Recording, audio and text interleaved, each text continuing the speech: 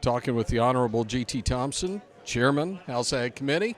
Great to see you. Tony, it's great to see you. Thank you for being here for this, what really was our first official listening session after the committee organized. We got our feet wet up in Pennsylvania in January.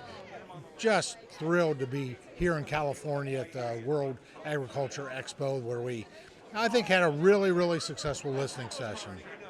So, obviously a different type of ag in California, wide variety here. What was a common theme you heard? Well, there was a lot. The importance of trade obviously stood out. You know, the value of the market access program, the foreign market development program. Makes a lot of sense when you look at these specialty crops here in California, how much of that high percentage is exported around the world, and that's great for our economy here, and quite frankly for a healthy U.S. agriculture. But other water, obviously California.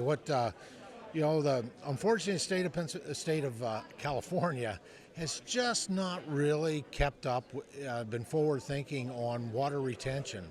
There's plenty of water, right? Whether it's at flood time or usually snow melt, but you got to retain it, right? And you got to retain it where you need it, and that would be in an area to be able to feed a nation, to feed feed California. So that's a recurring issue, no doubt about it. You kind of touched on exports there, and there's two sides of that. You've got a trade side, and then you have the infrastructure side. Will that be on the radar for Congress this session?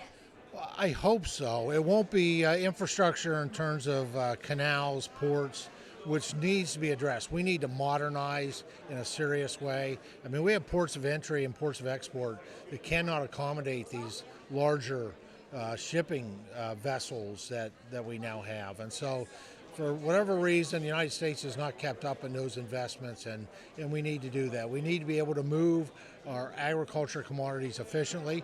We need to make this a place where these companies that operate these vessels want to come to, right? Also, we need to look at some policies.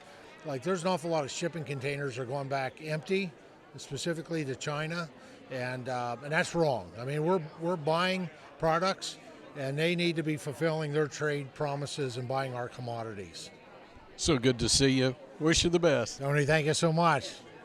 Again, it's the Honorable G.T. Thompson joining us on the Agribusiness Report.